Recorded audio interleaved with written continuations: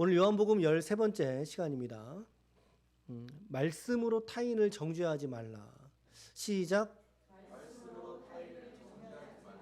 라고 하는 제목으로 오늘 하나님 말씀 같이 나누겠습니다. 우리 지난주 말씀도 우리 잠깐 좀 정리하고 넘어가야죠. 지난주 설교 제목은 이랬어요. 나의 베데스다를 사랑합니다. 라고 하는 다소 좀 서정적인 그런 제목을 좀 취했었는데요. 자, 메시지는 이렇게 정리가 됩니다. 세 가지의 메시지. 첫 번째 메시지는 맹목적인 신앙, 미신적인 신앙, 물이 동안 후에 첫 번째 들어가는 사람은 무조건 낫더라 라고 하는 이 비인격적인 신앙, 모두가 다 우상이라고 하는 사실입니다. 여러분, 중요한 꼭지죠. 잊지 마십시오. 믿음은 철저하게 인격을 동반하고요, 그리고 모든 종교 형식은 그의 마음가짐과 함께 갈 때에 그게 비로소 의미가 있다는 것이죠. 우리가 헌금을 내도 마찬가지고요, 봉사를 해도, 그리고 우리 이따가 또 전도할 텐데 전도를 해도 이러한 종교 형식들이 내 자신의 어떤 유익을 구하기 위한 수단이 아니라 내 마음의 중심과 그리고 말씀의 순종을 함께 덧대서 함께 균형 있게 나아갈 때, 그럴 때 전도가 의미가 있는 거예요. 그럴 때 헌금도 의미가 있는 거죠. 그렇죠? 온전한 것이 되는 것이지 이러한 맹목적인 이러한 형식만 가진 믿음, 이것은 외식이라는 거죠. 우상과 같은 믿음이다 라고 하는 것을 보게 됩니다. 자, 첫 번째, 맹목적이거나 미신적이어서는 건강한 신앙과 우리 그러한 신자가 될 수 없습니다, 여러분. 두 번째는요. 두 번째 같이 한번 좀 읽어볼까요? 시작.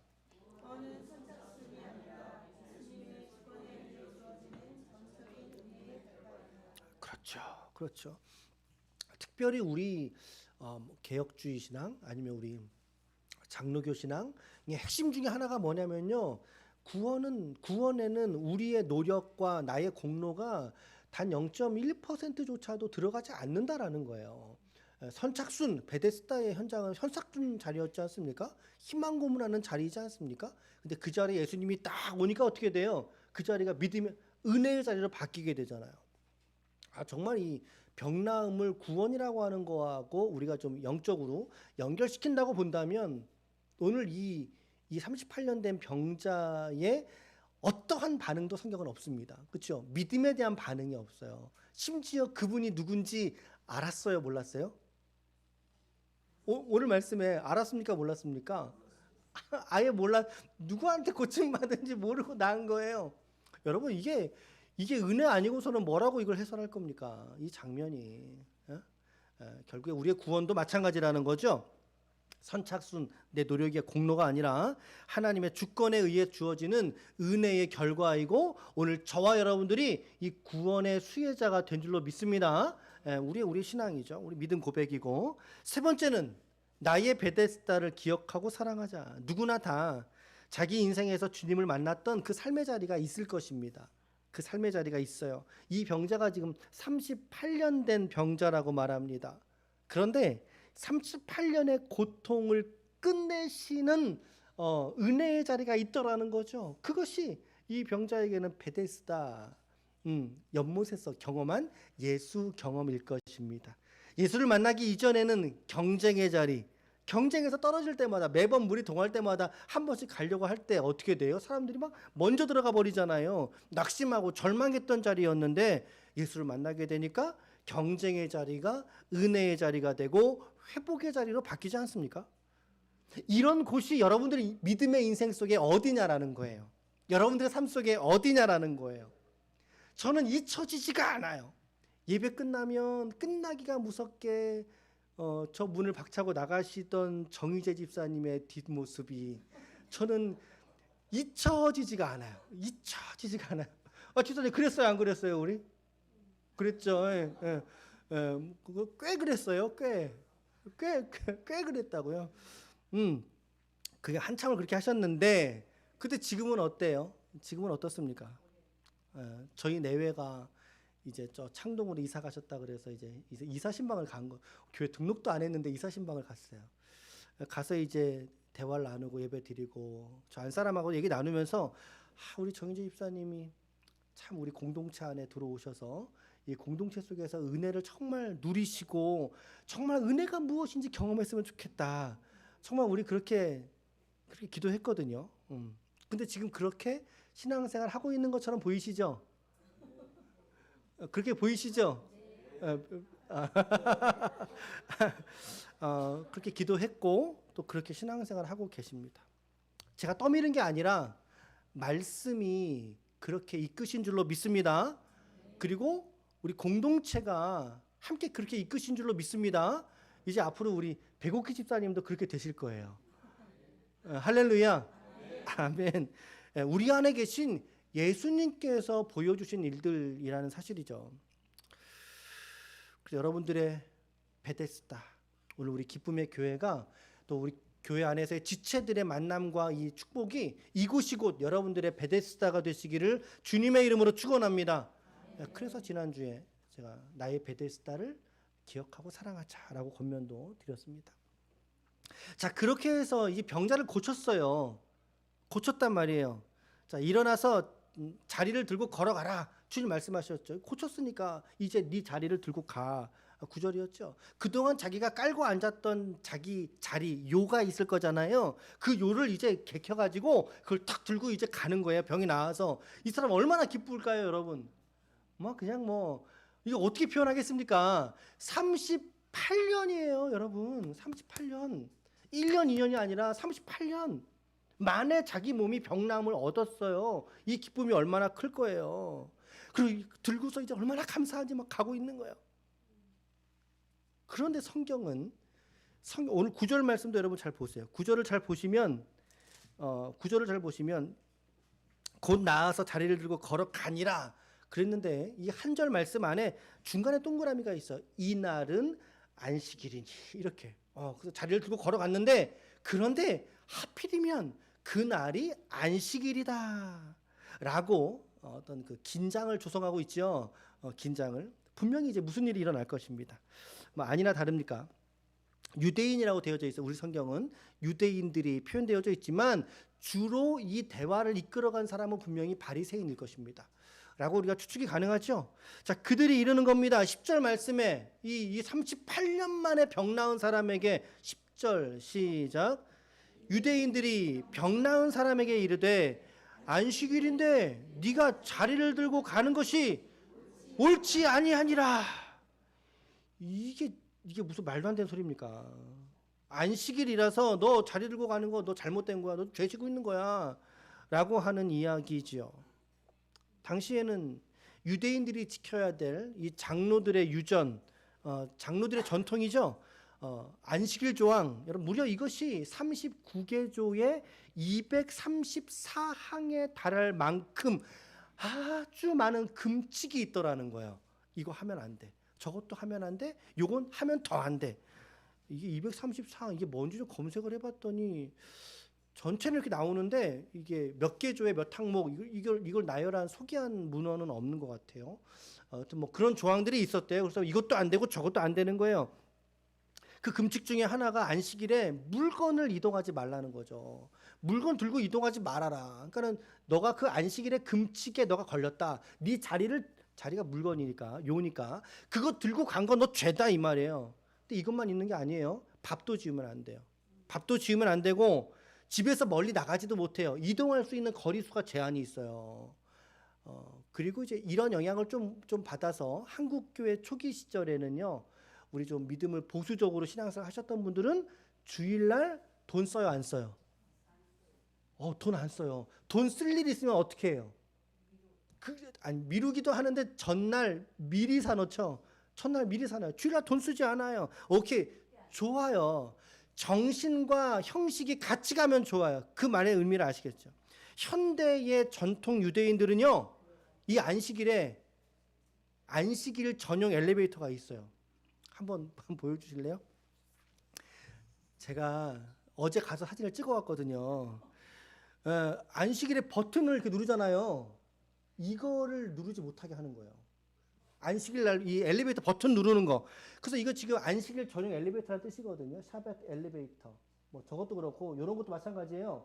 이 엘리베이터는 스탑 멈춥니다. 에브리 플로어 모든 층에 다 멈춘다 이거예요. 그러니까 만지지 마십시오. 문을 만지지 마십시오. 버튼 누르지 마세요. 이 엘리베이터는 모든 층을 다 이렇게 이동하면서 하루 종일 움직이는 거예요. 하루 종일 움직이는 거예요. 이렇게 안식일에 하지 말아야 될 금칙들을 만들어 가지고 장로들의 전통이라는 이름으로 이것들을 지금 지켜오고 있다는 거죠.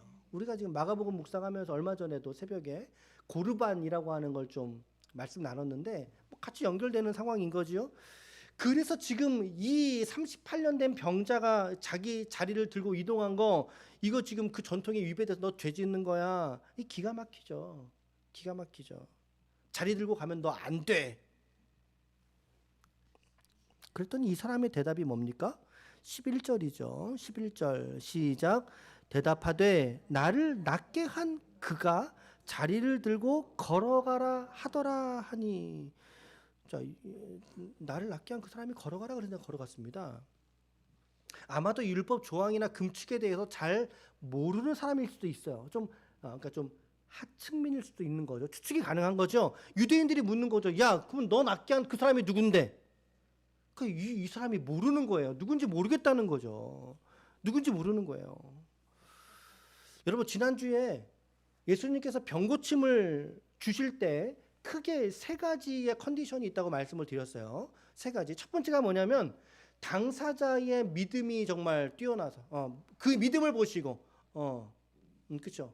12년 혈루증을 앓았던 여인에게도 너의 믿음이 너를 구원하였느니라. 그렇죠? 두 번째는 그의 주변의 인물들의 믿음을 보시고 고치시는 경우예요. 백부장의 믿음을 보시고서는 그의 자녀가 죽어가는 애를 살려주셨잖아요. 그렇죠?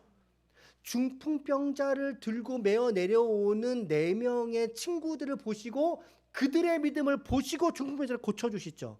이런 경우가 있어요. 오늘 여러분들을 통해서 여러분들의 삶의 주변과 자녀들과 부모님들이 이러한 하나님의 은혜의 수혜자가 되시길 축복합니다.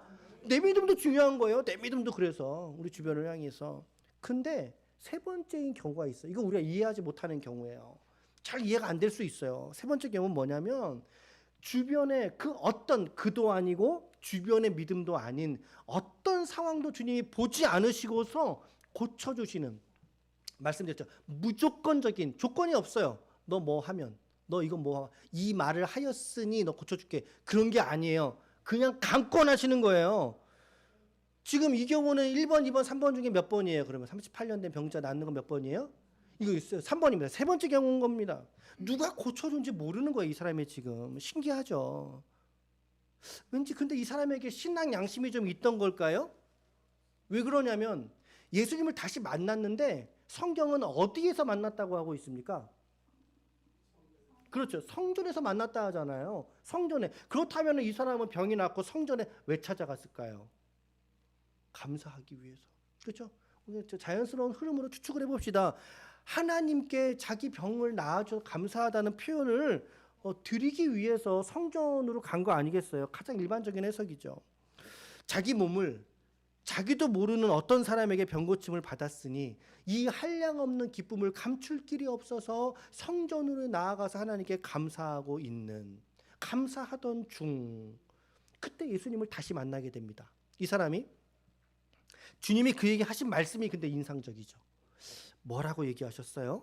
14절 말씀에 보니까 14절 시작. 그 후에 예수께서 성전에서 그 사람을 만나 이르시되 보라 네가 나았으니 더 심한 것이 생기지 않게 다시는 죄를 범하지 말라고 하십니다. 어찌되었든 만났는데 주님이 그에게 이제 너가 나았으니까, 주님은 뭐 당신이 고치셨으니까 당연히 나은 줄 아신 거죠. 확실하게 아셨죠. 그래서 그에게 이르는 한마디가 바로 이거였어요. 다시는 이렇게 더 심한 것이 생기지 않도록 다시는 뭐 하지 말라? 그래요. 죄를 짓지 말라고 말씀하셨다라는 거예요. 그래서 우리는 성경을 읽어가면서 이런 단락을 딱 만났을 때 우리는 어떤 생각을 할 수 있습니까? 이 사람의 병, 이 사람이 38년 동안 고질적으로 걸렸던 그의 병이 그 사람의 무엇과 연결되었다? 아, 그래 맞아. 그 사람의 죄와 연결이 됐다고 예수님은 해석을 하시는구나. 라고 하는 걸 우리가 언뜻 눈치챌 수 있죠. 그러니까 우리는 생각하는 거예요. 야, 사람이 병든 거 말고도 사람이 어떤 사고가 났어요. 어떤 일이 그에게 벌어졌어요. 그 벌어진 그 일을 단편적으로 봤을 때, 야, 그 사람 하나님께 죄 져서 그런 거네. 죄 져서 그런 거라니까. 라고 평가할 수 있는 단순한 말씀이 이 구절이 지금 될 수 있어요. 근데 그렇지 않다는 얘기를 드리고 싶은 거죠. 다시는 죄를 범하지 말라고 하셨기 때문에 그가 회개하지 않은 어떤 죄 문제의 결과로서 오랫동안 이처럼 병치레를 한 것으로 추측이 되기 때문인 것입니다. 게다가 다시 죄를 지을 경우에는 어떻게 된다는 것입니까? 맞아요. 더 심한 것이 생길 수 있다라고 경고하신 거잖아요. 그래서 우리가 이 단락을 여러분들이 잘 해석하셔야 돼요. 여러분, 우리 형제들이나 또 가족이나 교우들 중에 또 병이 들렸을 때가 있어요. 병에 들렸거나 혹은 어떤 사고를 당할 수도 있는 거 아닙니까? 어떤 어려움에 직면할 때가 있어요. 우리는 이렇게 보았었죠. 죄 문제와 질병 혹은 사건 사고의 문제가 첫 번째 그의 죄 문제와 연관될 수 있다. 자, 그런데 두 번째가 중요하죠. 두 번째, 연관되지 않을 수가 있다. 그게 죄 문제와 직접적으로 연관되지 않을 수가 있다는 거예요. 그런 경우가 훨씬 더 많다는 거죠. 대표적으로 어떤 경우가 있습니까? 무엇을 위해서 하나님이 병 주신 경우가 있어요? 그렇죠. 그게 어디죠? 누구죠? 날 때부터 소경된 자 고친 사건. 그게 요한복음 9장에 나와요. 우리 이제 넉 장 후에 나와요. 예수님이 하나님의 영광을 위한 병이라고 하셨잖아요. 근데 그걸 어떻게 죄하고 연결시킬 수 있겠습니까? 이해가 되시죠? 자, 그래서 우리는요, 첫 번째, 죄로 연관될 수 있습니다. 가능성이 있어요, 내가. 두 번째, 연관되지 않을 수 있어요. 다른 목적으로 하나님 주신 걸 수 있어요. 그래서 우리의 신실한 신앙은 무엇이어야 되느냐? 저 작은 단어거든, 작은 문장이거든요. 그래서 성도는 내가 당한 내 삶의 일들을 관해서 바라보게 될 때, 시작. 모든 상황과 일 속에 하나님의 뜻이 계시되어져 있다라고 믿는 거예요. 그게 우리의 신앙 고백이에요. 우리의 중요한 신앙의 고백이에요. 이것을 가지고 타인을 판단하거나 정죄하지 않으시길 축복합니다. 모든 일에는 하나님의 선하신 뜻이 계시되어져 있다니까요. 하나님의 의도와 목적이 있어요. 우리의 신앙은 거기에 있어요. 아유, 내가 재수 없어가지고 그랬네. 그런 게 아니라 오늘 본문에서 이 주님의 이 말씀은 바로 인간의 죄 문제, 분명히 죄라고 말씀하셨으니까 그 죄 문제는 인간에게 육체의 이 해악을 가져다 줄 수 있을 정도로 죄 문제는 실질적인 거다라고 하는 걸 드러내신 말씀인 거예요. 죄 문제는 이퀄 너희의 육체에도 관여할 수 있을 정도로 심각한 거야. 죄의 심각성을 깨달으라고 하신 말씀이더라는 거죠. 그래서 이 사람에게 죄 문제로 주님 보셨던 거예요. 다시는 너 그래서 죄 짓지 말어 라고 당부하신 거죠. 여러분, 그렇습니다. 우리가 육체의 병이 드는 것은 첫 번째, 자연스러운 그리고 우리의 늙어가는 과정입니다. 성경은 말해요. 우리 육체가 날마다 시간이 지나갈수록 어떻게 된다고 되어져 있어요? 후퇴한다. 옛날 개역 성경, 옛날 한글 번역 후퇴한다. 그런데 지금 성경은 어떻게 번역이 됐어요? 낡아진다. 낡아져요. 그러니까 여기저기 아프잖아요. 병도 들고 달아서 아파요. 늙어가는 과정입니다. 맞아요. 그런데 두 번째 중요합니다. 그러나 여전히 내 몸, 이 육체의 관리 주체가 누구라는 사실이에요? 자기 자신이라는 거예요. 자기 자신. 아무리 부부지간 둘이어도요, 자기 몸을 서로 관리해 줄 수가 없어요. 뭐 먹는 거 챙겨줄 수 있지만 양치질 안 하면 어떻게 돼요? 이가 썩어요. 술, 담배를 절제하지 않으면, 끊지 않으면 어떻게 돼요? 그것이 내 몸에 악영향을 끼친다는 거. 이거 뭐 더 말해서 뭐합니까? 내가 운동하지 않으면 어떻게 돼요? 뭐가 나와요? 운동하지 않으면 뭐가 나와요? 배가 나와요. 배가 나오면 어떻게 돼요? 모든 성인병의 기초가 완성이 되는 것입니다. 아유, 여러분 무슨 말이냐면 지금 이 사람의 죄 문제를 우리가 꼭 어떤 종교적 죄 문제로 국한시킬 것은 아니라는 거죠. 좀 더 넓게 볼 수 있다는 거죠. 오히려 몸을 잘 아끼고 몸을 잘 다루고 나쁜 것에 우리 몸이 소용되지 않도록 나쁜 거 먹지 않고 그렇게 애쓰는 그런 의미로도 주님이 이에게 말씀하신 거이지 않겠어요? 네, 저는 그런 묵상을 했어요. 이것을 어떤 꼭 원죄, 죄 문제로서만 보이지 않는 형이상학적 개념이 아니라 너의 육체의 관리를 너가 선하게 하라. 선하게 너가 좀 잘 다뤄라. 그렇지 않으면 쉽게 말하면 이거 너 이제부터 운동하지 않으면 너 이제 당뇨 더 걸릴 거야. 이해가 되십니까, 여러분? 그런 의미의 말씀으로도 또 우리가 좀 묵상할 수 있지 않는가라고 생각해요. 그래서 이 문제를 여러분들이 본문을 보실 때 원죄의 문제까지로 소급해 올라가는 것은 이 죄가 무슨 죄냐? 이거 원죄를 말하는 거야. 그것은 좀 해석상 좀 과하지 않을까? 조금 멀리 나간 그런 느낌을 좀 갖습니다. 자, 이 구절에 대해서 일단 이렇게 좀 일단락을 좀 지어볼게요. 자, 그리고 이 사람은 주님을 몰랐어요. 몰랐습니다. 근데 이젠 알았죠? 그리고는 가서 저 사람이 날 고쳤어요. 가서 말하거든요. 말하는데 저는 좀 이 구절이 불편했어요. 이게 단순히 가서 이야기한 것일까? 아니면은 예수님을 고발한 것일까? 여러분들 어떻게 보이십니까? 성경에는요, 이 사람이 굳이 그 사람들한테 가서 말하지 않아도 돼요.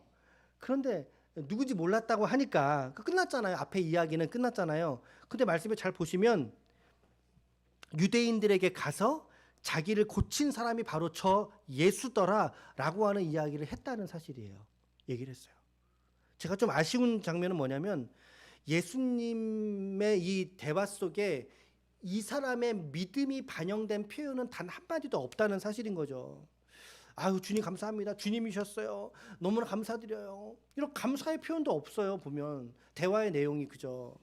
예수님의 정권적인 역사인 계속해서 지금 이 38년 된 병자 고치신 사건이 이게 사복음서 중에서 요한복음밖에 없어요. 이게 그래서 다른 성경하고 이게 대조가 안 되니까 이게 본문에 의지해서만 해석할 수밖에 없거든요. 근데 좀 아쉬운 장면이 있습니다. 이 사람에게 저는 한편으로 극단적으로 표현한다면 예수를 팔아넘긴 사람이지 않나 라는 생각도 해보게 돼요. 자, 극단적이라는 표현을 먼저 드렸습니다. 왜냐하면은 그 사람이 가서 보고하고 난 뒷구절을 보십시오. 16절을 보시면 이렇게 돼 있어요.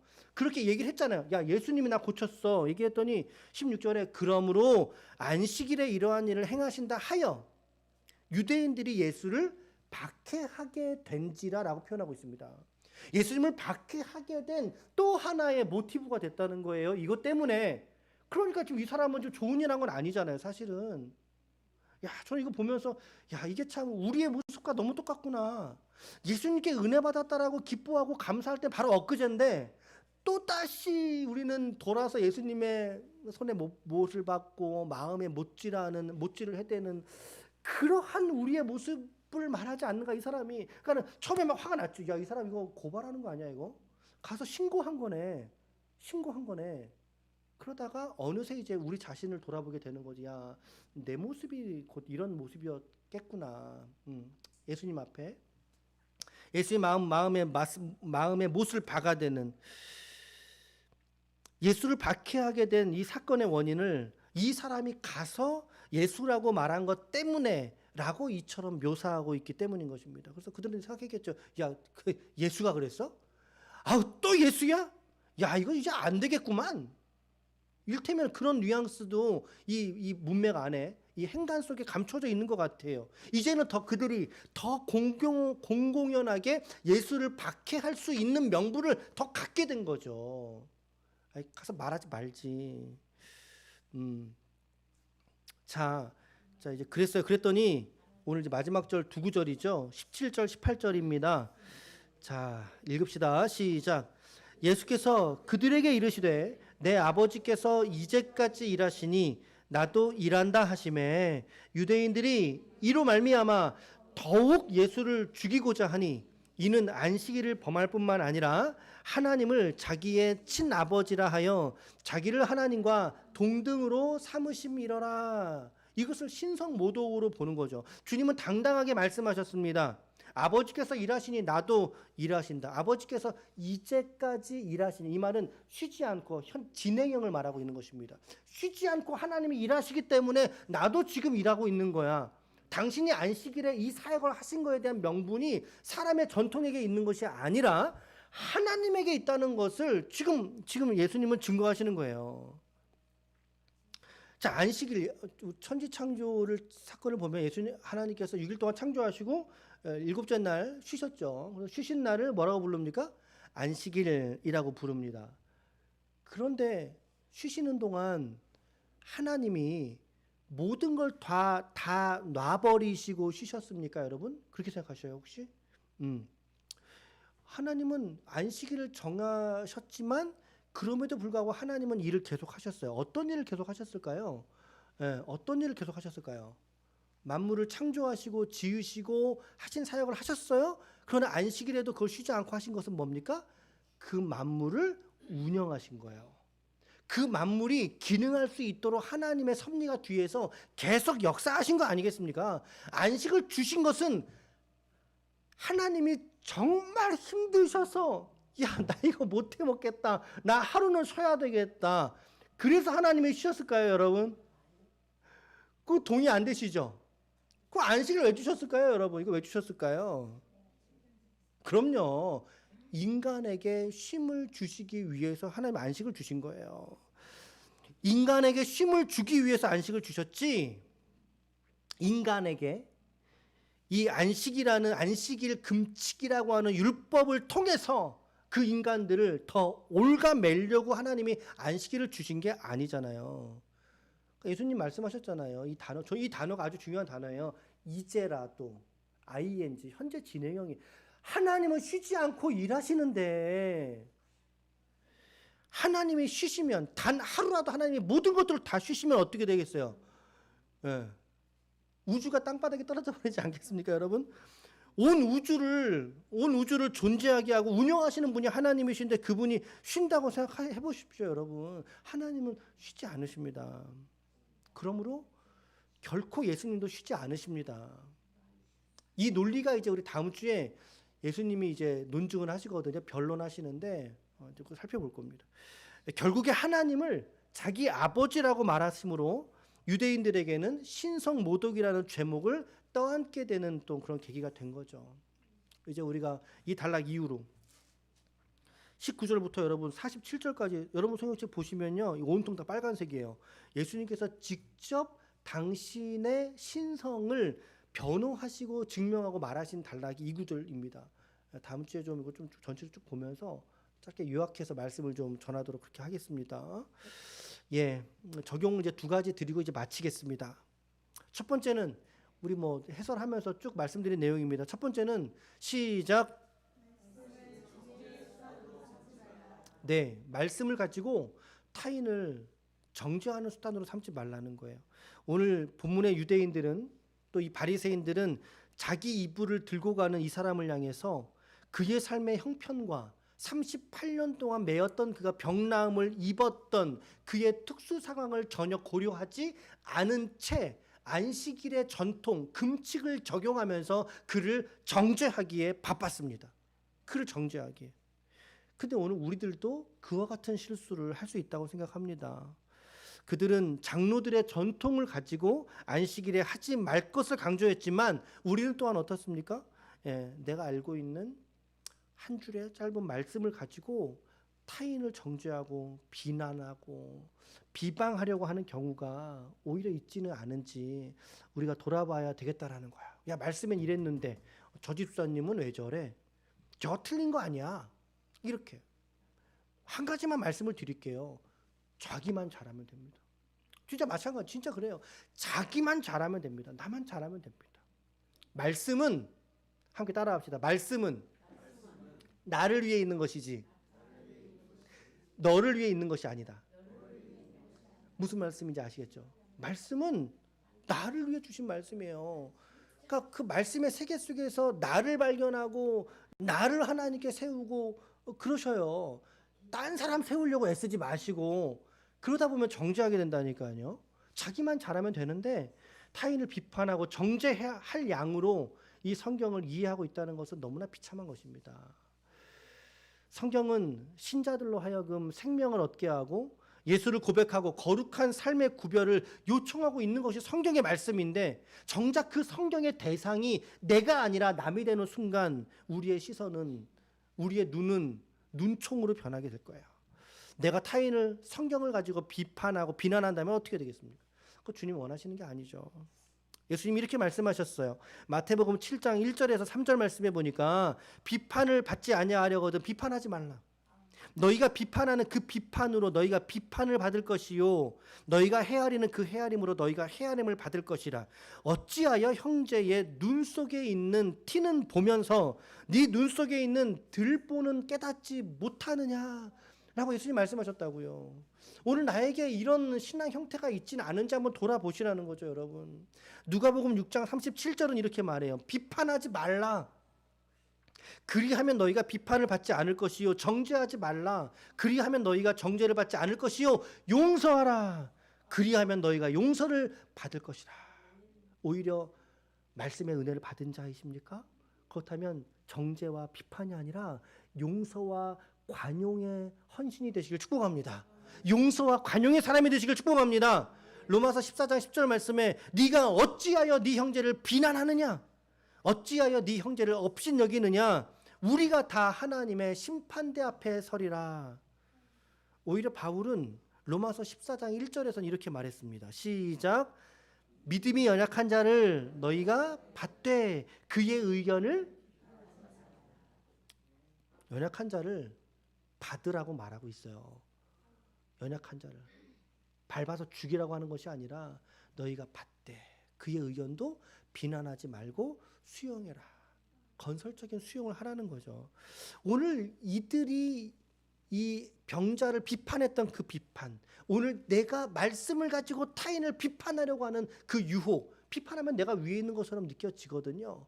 내가 왠지 저 사람보다 더 잘난 사람처럼 느껴지거든요. 오늘 그 정죄가 나에게 있지는 않은지, 또 그거 들고 가면 안 되지. 우리가 스스로 돌아보아야 할 것입니다.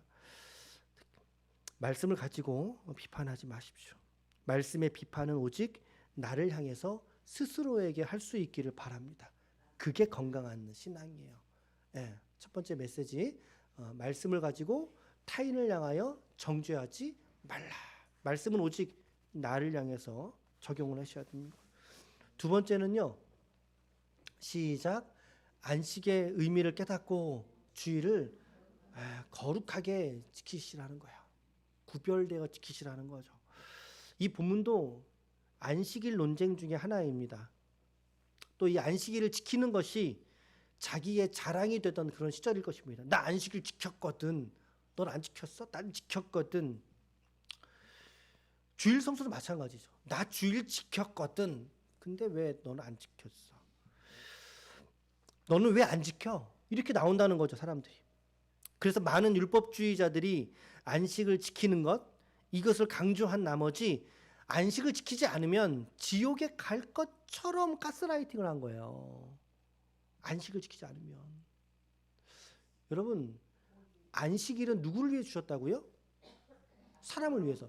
자, 그런데 여러분, 안식일을 지키면 구원받고 안식일을 지키지 않으면 구원받지 못하나요? 네. 좀 다르게 표현해 볼게요. 여러분들이 주일 성수를 안 하면 구원을 못 받고 주일 성수를 하면 구원을 받으시나요? 그렇죠. 그렇게 알고 하시면 너무 좋은 신앙이고, 그러나 여러분, 주일 성수는 우리의 구원 여부와 전혀 관련 없는 겁니다. 우리가 구원은 뭘로 받는 거예요? 아까 마태복음 16장 16절 시작. 주는 그리스도시요 살아계신 하나님의 아들이십니다라고 하는 그 고백으로 받는 거예요. 오직 그것으로만 받는 거예요. 믿으십니까? 안식일 준수하고는 별개라고요. 근데 우리는, 어떤 사람들은 그 안식일 준수를 이 구원받는 사람의 가장 최상위 클래스에 놓는 의무격으로 올감해 버리니까 안식일이 오는 게 두려울 수 있는 거죠. 이번에 안식일, 이번에 주일 어떡하지? 여러분 가스라이팅에 넘어가지 마십시오. 제발. 안식일의 의미 마가복음 2장 27절에 이렇게 돼 있어요. 같이 읽읍시다. 두 구절 시작. 또 이르시되 안식일이 사람을 위하여 있는 것이요 사람이 안식일을 위하여 있는 것이 아니니 이러므로 인자는 안식일의 도 주인이니라예요. 자, 하나님께서 안식은 그래서 하나님께서 누굴 위하여 주신 것이다? 사람을 위하여. 특별히 사람의 무엇을 위해서? 쉼을 위해서 주신 거예요. 쉼을 위해서. 당신이 힘들어서 그게 아니라고 말씀드렸잖아요. 하나님은 우리 인간의 제한된 노동력을 아시기 때문에 이게 몸으로 돼 있잖아요. 이거 몸 많이 쓰면 힘들고 피곤해요. 병들고 스트레스 받아요. 그 사람을 아셔요. 하나님께서 당신 지으셨는데 그래서 안식일마다 너 좀 쉬라고 한 박자씩 쉬고 가라고 하나님 주신 거예요. 사람에게. 그래서 여러분 안식일에는 정말 좀 쉼이 있으셔야 돼요. 여러분. 주일에는 정말 좀 쉼이 있으셔야 돼요. 아이고 주여. 아이고 주여. 예, 저렇게 적용하시면 안 됩니다. 안 돼. 자, 그런데 여러분 이 말씀을 또 다 잘 보실래요? 야, 그럼 우리가 주일은 그러면 쉬어야 되는구나. 오케이. 그런데 이 말씀을 잘 보세요. 우리가 흔히들 일요일을 뭐라고 부르죠? 주일이라고 말합니다. 주일. 그 주일이라고 하는 거에 성경의 근원이 그 말씀이 어디인지 아셔? 이게 그냥 주일로 낸 게 아니거든요. 성경에 있어요. 그게 요한계시록 1장 10절이에요. 1장 10절 말씀에 보니까 주의 날에라고 표현해요. 주의 날에. 주의 날. 이게 무슨 뜻입니까? 주님의 날인 거예요. 주님의 날. 주님의 날. 내가 성령에 감동되어 내 뒤에서 나는 나팔 소리 같은 큰 음성을 들으니 주의 날. 그 초대교회는요. 이 주의 날이 언제냐? 주님이 부활하신 날이다. 부활하신 날. 그래서 이 날을 뭐라고 부르는 거? 이 날을 뭐라고 부르는 겁니까? 주일이라고 주님이 주인 되신 날이란 의미입니다. 그 초대교회는요. 그래서 토요일 날도 안식일로 지키고 주일도 안식일로 지켰어요. 이렇게 이틀을 지켰다 그래요. 그러다가 이제 유대교 색깔이 빠지면서 이제 계신 예수 그리스도의 부활을 강조해 가면서 초대교회가 점진적으로 주일로 지켜오던 거죠. 이 역사가 이어져 명맥이 내려온 게 지금 여러분들 우리가 앉아 있는 이 시간인 거예요. 우리가 그냥 교회 나가면 그냥 일요일 날 교회 가는 거야. 그게 아니라 이 날은 예수 그리스도의 부활을 기념하는 날이기 때문인 거예요. 할렐루야. 그래서 주일인 겁니다, 여러분. 주일. 그런데 말씀을 잘 보십시오. 아까 그 말씀을 예리한 눈, 들을 귀, 깨닫는 마음이 계셔 보십시오. 안식일의 도 주인이라고 하셨어요. 안식일의 도 주인이라고. 맞지요? 그러면은 저 말은 무슨 의미일까요? 예수님의 저 말씀의 의도는 뭘까요? 야, 나는 안식일에는 내가 주인이니까 너희들 그날만 나한테 잘하면 돼. 그런 얘기입니까? 아니죠. 실은 너희의 모든 날, 모든 시간이 다 내 거야. 할렐루야. 다 내 거야. 그런데 그 중에서 하루 특별히 구별해서 하나님께 나오라는 거예요. 나오시라는 거예요. 이스라엘의 유대인들은 1년에 3번 하나님께 나아가야 돼요. 의무적으로. 그게 언제입니까? 무교절, 77절, 초막절이에요. 이 3번의 절기 모두 하나님께 나와야 하듯이 오늘 예수를 그리스도로 믿는 저와 여러분들이라면 특별히 일주일에 하루 구분한 예수의 부활하신 이 날 주님께 나와 교회 공동체의 돌봄과 사랑을 받으면서 이 날을 안식하며 하나님께 예배하는 거라고요. 그런 여러분 주일 예배가 중요해요, 안 중요해요? 할렐루야. 중요합니다. 이게 주의 날의 개념이에요. 주일은 그래서 항상 부활하신 주님과 관련된 날이죠. 그 날을 기념함으로 우리가 하나님께 영과 진리로 예배하는 날이란 말이죠. 오늘 여러분들이 지금 하고 있는 거 이게 지금 우리 그 예배인 것입니다. 그 예배. 오늘 우리는 그리스도인들은 평일도 주의 날처럼 살아야 하는 존재인 줄로 믿습니다. 우리 평일도 주의 날이에요. 그리고 주일도 역시 주님의 날이고 이 구분점이 없는 거예요, 사실은. 왜? 주님은 우리 안에 늘 부활하시기 때문에, 늘 생명으로 역사하시기 때문에. 그래서 이 정신을 여러분들에게 담아서 표현하기 위해서 주일이라고 하는, 그리고 주일 예배라고 하는 형식을 갖추어 내려온 거예요, 역사적으로. 그래서 우리가 지금 이 시간에 예배를 이처럼 드리고 있는 거죠. 여러분 주일 성수를 잘 하셔야 됩니다. 예, 이 산도 아니고 저 산도 아니라 하셨어요. 예, 우리 온라인에 계신 지체분들도 같은 마음으로 지금 서 계신 줄로 압니다. 주일 성수라는 거, 성수주일이라 그러죠. 특별히 이 하루를 믿음으로 지키는 날, 이것이 안식일의 참된 의미가 되겠습니다. 우리 신앙 성공의 첫걸음은 온전한 주일 성수에 있다고 저는 믿습니다. 뭐 아무리 뭐 얘기해도. 그러나 이것이 단지 형식이 아닌 영과 진리로서 드려지게 될 때 오늘 우리의 이 예배가 정말 그런 생명의 예배가 되고, 그 생명의 예배를 통해서 하나님은 저와 여러분들에게 풍성한 하늘 양식을 우리에게 날마다 내리시는 줄로 믿습니다. 아멘. 예, 오늘 본문 통해서 두 가지만 적용해 드렸어요. 첫 번째, 말씀을 가지고 타인을 비판하고 판단하는 데 쓰지 마십시오. 말씀은 철저히 내 자신에게 적용하십시오. 나를 돌아보십시오. 두 번째, 안식의 의미를 깨닫고 주일을 구별하여 거룩하게 하나님께 더 집중해서 드리십시오. 여러분들에게 주일날 돈 쓰지 말란 말은 저는 안 해요. 예, 그러지 않을게요. 그러나 우리 마음에서 이 시간을 하나님께 정말 영과 진리로 드리는 시간이 되시길 축복합니다. 아무쪼록 오늘 말씀을 통해서 우리 한 주간도 우리에게 주신 일상 안에서 하나님의 나라로 살아내시는 거룩한 주의 종들이 다 되시기를 예수님의 이름으로 간절히 축원합니다. 아멘. 축원합니다. 우리 함께 이 시간 기도하실 때에